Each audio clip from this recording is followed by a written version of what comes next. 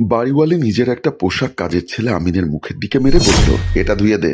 আমিন পোশাকটা হাতে নিয়ে দেখলো এটা মেয়েদের বিশেষ একটি পোশাক, যা সচরাচর কোনো মেয়ে তার হাজবেন্ড ছাড়া অন্য কাউকে দেখাতে চায় না। কিন্তু এই বাড়িওয়ালি এই পোশাকটি আমিনকে দিল ধোয়ার জন্য। আমিন বলল, ম্যাডাম আপনি এটা কি ধুতে দিলেন? কেন, তুই কি চোখে দেখিস না এটা আমি ধুবো? হ্যাঁ তুই ধুবি, আর ধোয়ার সময় ফিল নিবি, ইচ্ছা হলে টাও মেপে দেখতে পারবি। বাড়িওয়ালির মুখে এমন কথা শুনে আমিন কিছুটা অবাক হলো। গত দুদিন আগে সে এই বাড়িতে কাজের ছেলে হিসাবে জয়েন করেছে, বেতনটা ভালো, তাই আগের বাড়ি ছেড়ে এই বাড়িতে কাজের লোক হিসাবে যোগদান করেছে। দাঁড়িয়ে দাঁড়িয়ে কি ভাবছিস, যা তাড়াতাড়ি ধুয়ে আমার রুমে নিয়ে আয়, বলে ম্যাডাম চলে গেল। আমিন বিশেষ পোশাকটি নিয়ে বাথরুমের দিকে ঢুকতে যাবে, এমন সময় স্কুল ড্রেস পরা বাড়িওয়ালির ননদ এসে বলল, আমিন নিচে গিয়ে আমার জন্য একটা রিক্সা ঠিক করে দে তো, আমি স্কুলে যাব। আমিন মাথা নেড়ে সম্মতি জানালো। মনি বলল, তোর হাতে ওটা কি?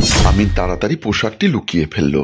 ওটা কিছু না, বলে বিশেষ পোশাকটি বাথরুমের দিকে ছুঁড়ে মেরে বাথরুমের দরজা লাগিয়ে দিয়ে আমিন রিক্সা ঠিক করতে চলে গেল। আমিন রিক্সা ঠিক করে দিয়ে সে কলিং বেল টিপল। বাড়িওয়ালি একটি বিশেষ পোশাক পরে ড্রয়িং রুমে বসে আছে। আমিন এসে কলিং বেল দেওয়ার সাথে সাথেই বাড়িওয়ালি প্রিয়া দরজা খুলে দিল। আমিনকে দেখে প্রিয়া বলল, আমার ননদকে রিক্সা ঠিক করে দিতে তোর এতক্ষণ সময় লেগে গেল? ম্যাডাম নিচে গিয়ে রিক্সা পাচ্ছিলাম না, তাই এতক্ষণ দেরি হলো। তোর জন্য আমি গোসল করতে না গিয়ে অপেক্ষা করছি। শোন, আমি গোসল করতে যাচ্ছি, এই সুযোগে তুই রান্নাঘরে গিয়ে রান্নাটা করে ফেল। বলেই প্রিয়া গোসল করতে চলে গেল। আমিন রান্নাঘরে কাজ করছিল। তার মনটা খুব খারাপ। দুদিন হয় এই বাড়িতে কাজে যোগদান করেছে, কিন্তু বাড়িওয়ালি কেমন যেন তার দিকে আর চোখে তাকায়। এসব বিষয় ভাবছে আর রান্নাঘরে কাজ করছে। বাড়িওয়ালি গোসল করছিল। ঠান্ডা পানিতে গোসল করতে খুব ভালো লাগছে। হঠাৎ প্রিয়ার মনে পড়ল এখন বাসায় কেউ নেই, কাজের ছেলে এবং সে ছাড়া। তার মনে দুষ্টু চিন্তা ভর করলো। সে গোসল করতে করতে আমিনকে ডাকতে লাগলো, আমিন, এই আমিন। আমিন রান্নাঘরে কাজ করছিল। বাড়িওয়ালির ডাক শুনে বলল,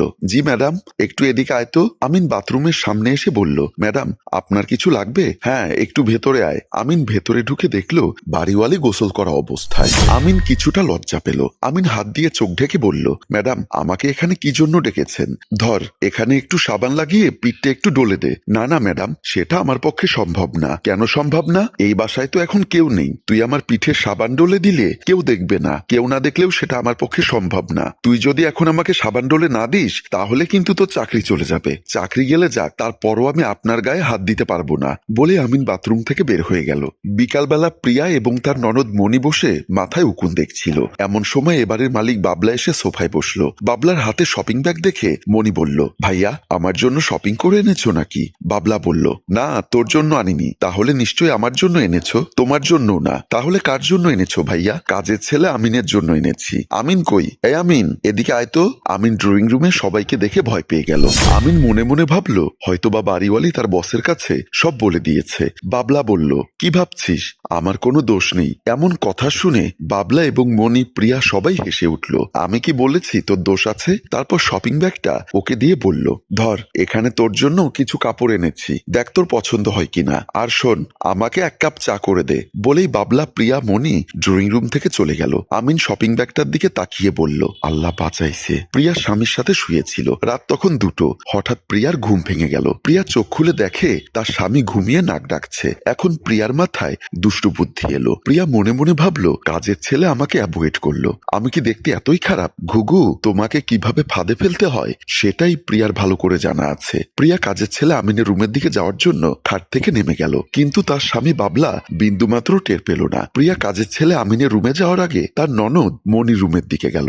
মনির রুমে গিয়ে দেখলো মনিও ঘুমোচ্ছে। তার মানে এখন পুরো বাড়ি নিঝুম। এই সুযোগে কাজের ছেলেকে দিয়ে তার মনের খাইশ মেটাতে হবে। ওখান থেকে প্রিয়া কাজের ছেলে আমিনের রুমের দিকে গেল। কাজের ছেলে আমিনের রুমে এসে দেখলো আমিন অঘরে ঘুমোচ্ছে। আস্তে আস্তে আমিনের মাথার পাশে বসলো। তারপর আমিনকে ডাকলো। আমিন প্রিয়াকে দেখে লাফ মেরে বিছানায় বসে গেল। বলল, ম্যাডাম আপনি এত রাতে আমার রুমে? আমিন তুই আমার কষ্টটা একবার বোঝার চেষ্টা কর। আমার স্বামী দুর্বল, আমার যতটুকু ততটুকু চাহিদা আমার পূরণ করতে পারে না, তাই আমি তোর কাছে আসি। প্লিজ আমিন তুই না করিস না। আমিন বলল, ম্যাডাম আমি চাকর, আপনি মনিব, আপনার সাথে খারাপ কিছু করা আমার পক্ষে সম্ভব না। কেন সম্ভব না? আমি ছোটবেলায় পড়েছি চরিত্র মানুষের অমূল্য সম্পদ। এমন সময় বাবলা তালি দিতে দিতে রুমে ঢুকলো। বাবলাকে দেখে প্রিয়া এবং আমিন দুজনে চমকে উঠলো। বাহ আমিন বাহ। আমিন সাথে সাথে বাবলার পায়ে ধরলো। বলল, বিশ্বাস করুন ভাইজান, আমি ম্যাডামকে এখানে আসতে বলিনি। ম্যাডাম নিজে থেকে এখানে এসেছে। তোর ম্যাডাম নিজে থেকে এখানে আসেনি। তাহলে আমি তাকে এখানে পাঠিয়েছি কেন?